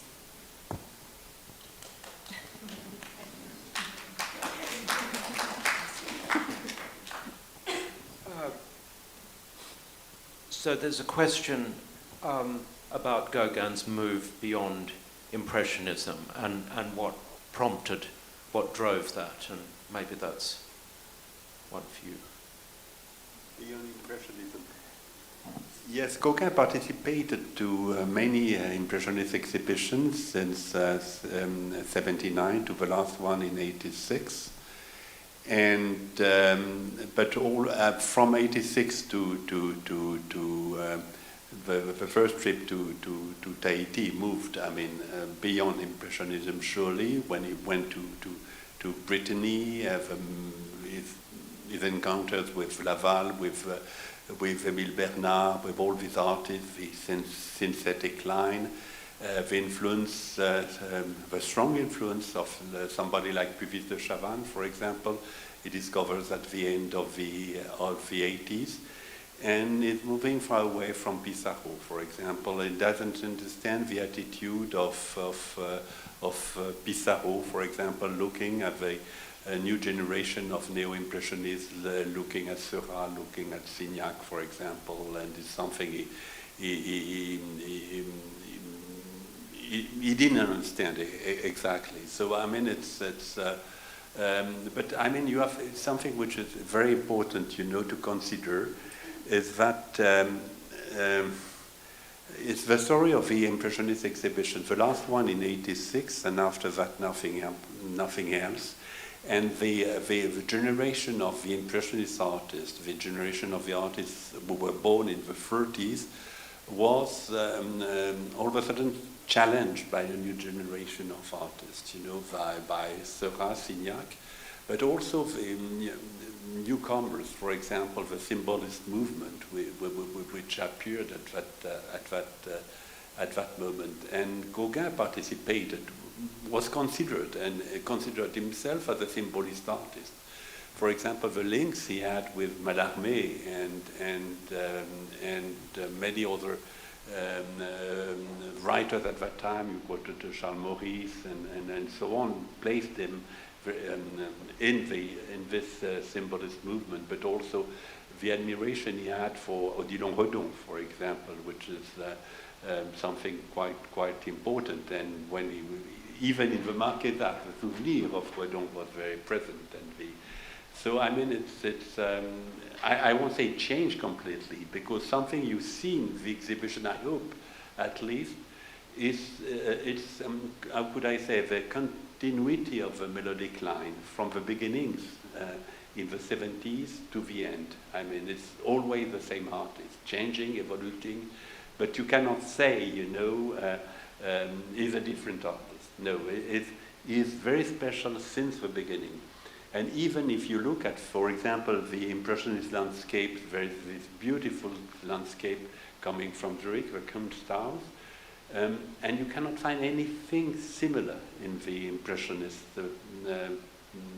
among the Impressionist painters. This kind of big landscape completely without any picturesque element and so on, the vibrant line and so on. So since the beginning, even in the Impressionist movement, is different, I would say. Something that very much strikes me in the later work is that everywhere in Gauguin we seem to sort of encounter the work within the work. So there is an object, there is another painting, there is one of his ceramics, there is always something else. But in Pissarro, they never do that, never ever. So he had, or at least so far as I know. Yes, it's something that Gauguin mentioned in Avant et Après. And he finds that Pissarro is very poor in terms of motif subject. I mean, he doesn't say anything. I mean, it's only cows and landscapes, and I mean, it's not. And the question of a subject in the 90s, for example, becomes very important. And many find that the Impressionist movement didn't bring enough idea in the paintings. And for example, it's the case with Joris Karl Huysmans, who was one of the main critics at that time, who says that in French we would say that the Impressionist is bas de plafond. I don't know if you can translate it. No, you cannot. You cannot. That means is poor in terms of ideas, I would say. It's always the same thing. You can, the kind of basic landscapes with no ideas. So and Gauguin, it's always very meaningful, perhaps too much sometimes, because there's something sometimes you cannot understand exactly what he says. And even in his writing, for example, I'm afraid very often I do not understand exactly what he wants to say. But I mean, it's at least very, and you are right, the question in Gauguin's paintings, the question, but also in prints, for example, the question of quotation is something which is very important, I mean, and meaningful.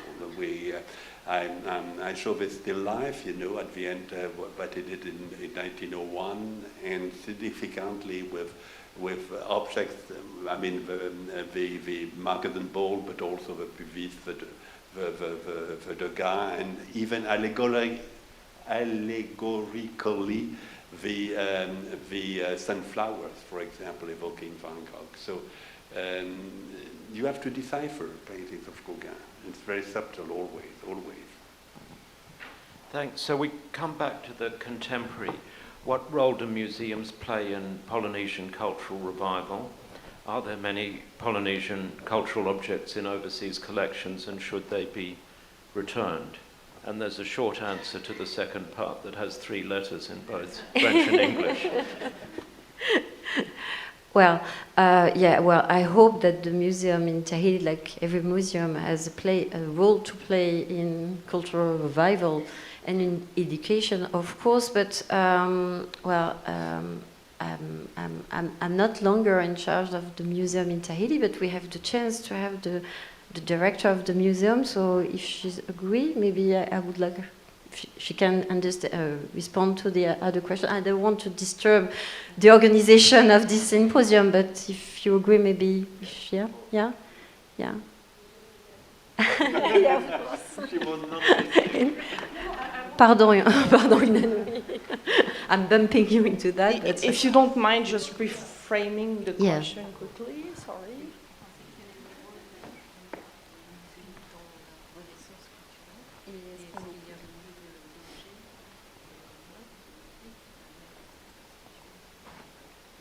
Okay, like here we have 2 questions in one as well. So, okay, for like the first question, what role do museums play in Polynesian cultural revival? An important one, of course. And in terms of education, I was appointed a few months ago, so you know there's a lot of work to do.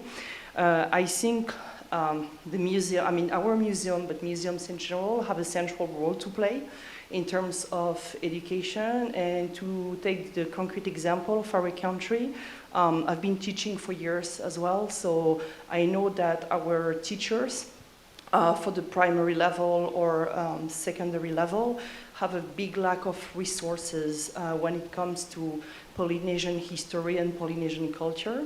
So they kind of have to create their own material.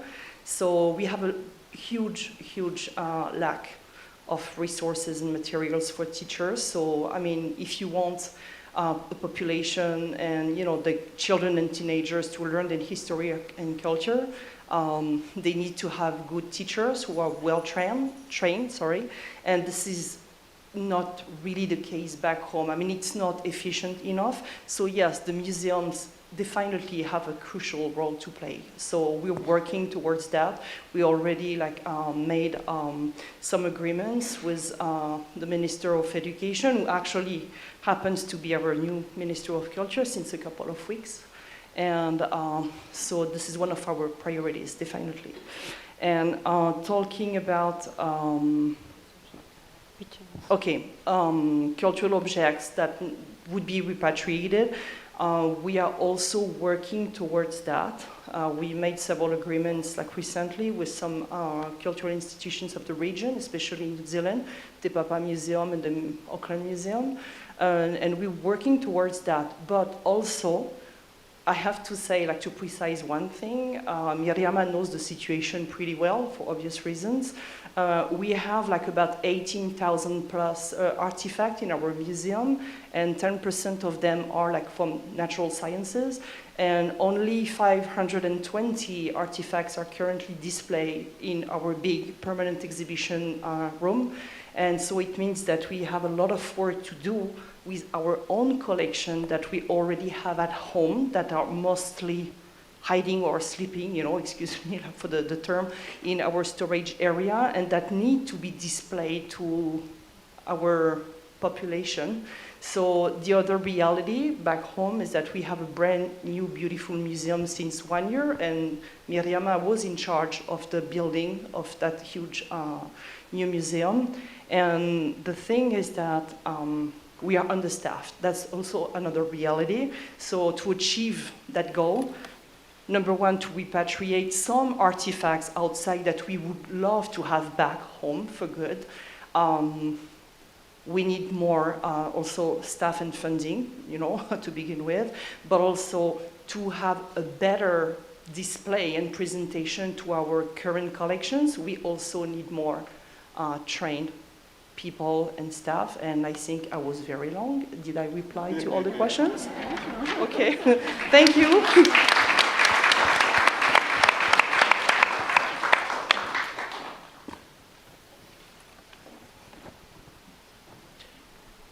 Thank you, Hina Nui. Actually, just before we go on, perhaps it's worth mentioning that tomorrow afternoon, Maureen gives a talk, and you both, about Te Whare Iamanaha.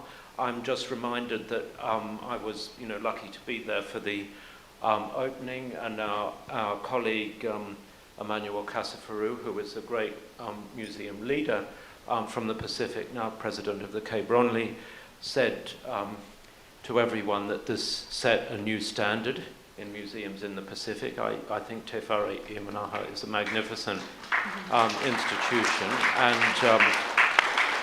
if you haven't been, you should go. Gauguin spent the last years of his life writing, asking for the reform of the Catholic Church. What role do we think religion and Christian morality played in his motivations, including his motivations to make contact with non-Christian cultures? This is quite a complicated question, but maybe.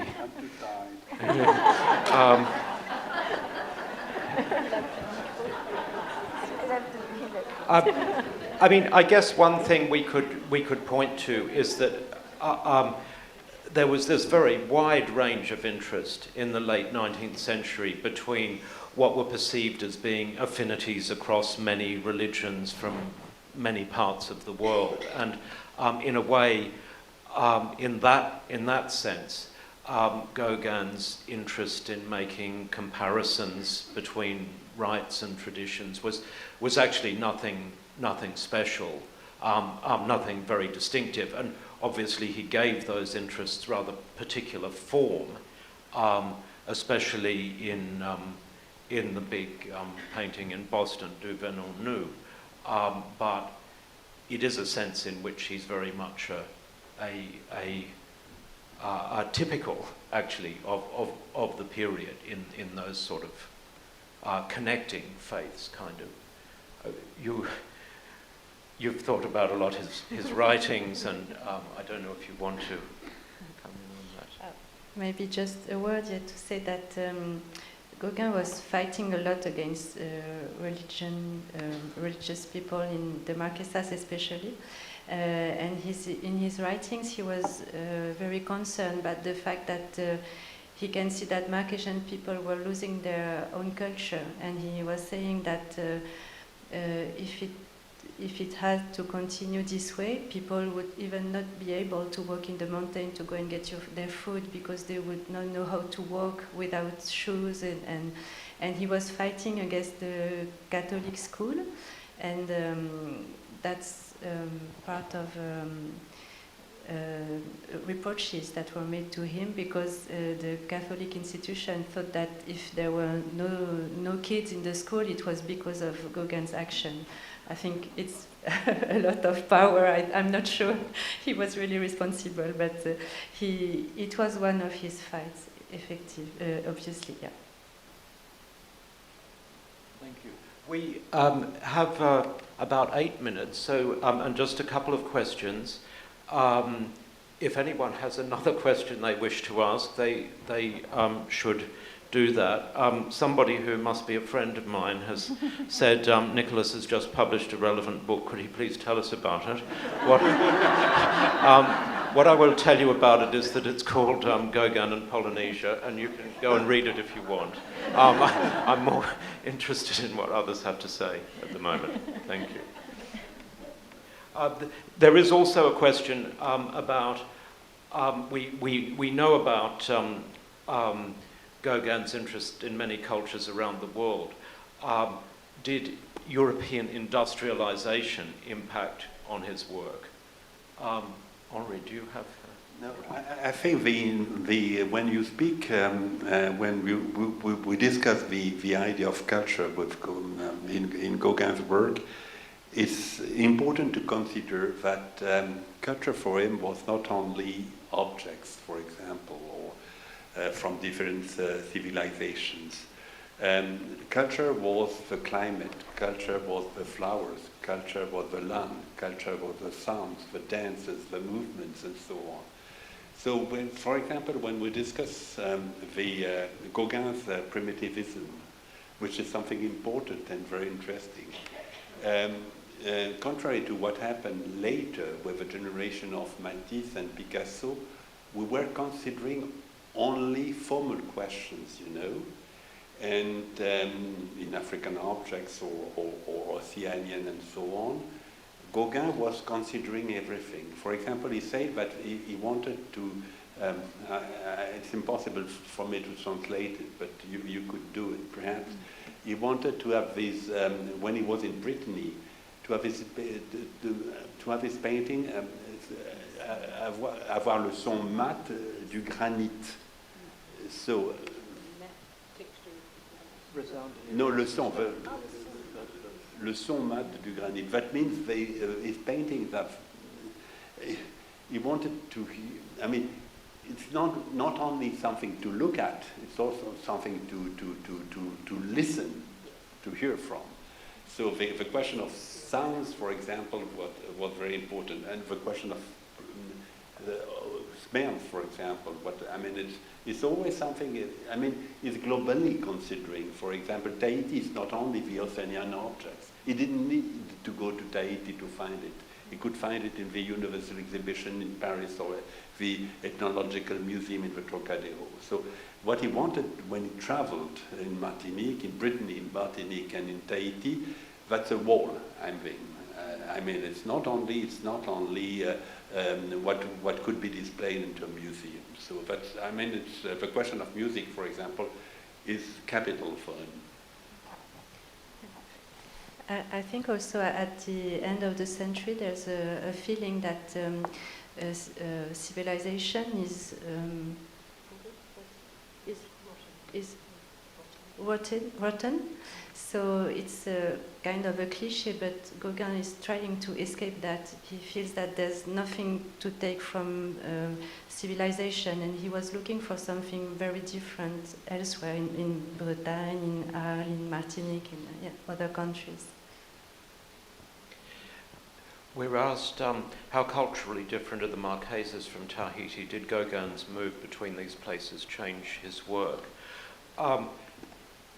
One point I just might mention, I think what we might call Gauguin's last artistic campaign, the work he does from the time of his arrival in the Marquesas, is in a way quite startling, and he does things he never did before, like representing Europeans interacting with islanders, notably in the painting with the nun and the people mingling in the household that is in the exhibition.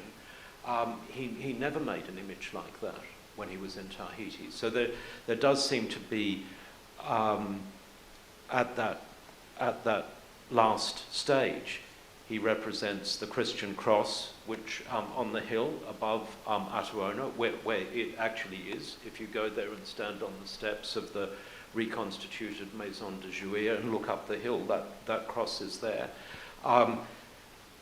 There's a lot of theory in literature and art, famously including Edward Said, about late style, and the suggestion that people, I don't know, don't care anymore, so they don't make any compromises.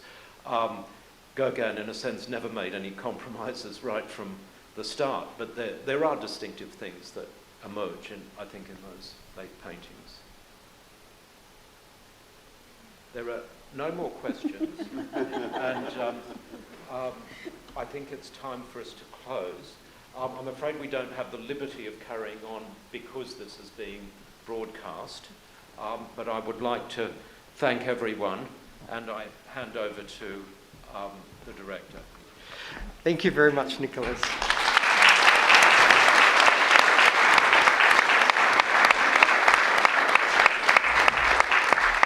I have a very short but wonderful job, and that's to thank our speakers. When Carol Henry, Henri and Gary Tinto and I embarked on this more than 5 years ago, we knew that we had to widen the discussion about Gauguin to fully appreciate him. And sitting here today and listening to our speakers, they really built on the facets of what it is to consider Gauguin, his complexity, the contradictions, and also the magic. It was so wonderful to hear Henri talk about how he built the connections between his contemporaries, between place, and he was always searching for something new. And Henri, I love your comment. To focus on one aspect of Gauguin is not to fully appreciate it. To fully appreciate him, you must consider everything. That one must decipher the paintings. And Viana talked a little bit about how significant the writing was. And his writing also built his own mystique. And I thought that was fascinating to look at that through his writing. And Miriama, one of the comments you made really stuck with me, that Tahitians are strangers from Gauguin. And that postcard you put up was emblematic of that. And it was heartening to talk about how contemporary artists are empowering culture, and artists like Yuki Kahara really summoning and being empowered in a contemporary culture in now. And Nicholas, one of the really profound statements that will sit in my head as I walk through the exhibition over the many months is that Gauguin was an alchemist of motifs, and the symbols and the references that continually run through his paintings. So a fascinating afternoon, really that pulls at all of the goals that we have about widening the discussion about Gauguin, and to fully understand him, to quote our eminent exhibition curator, we must consider everything. Please join me in thanking our eminent panel today.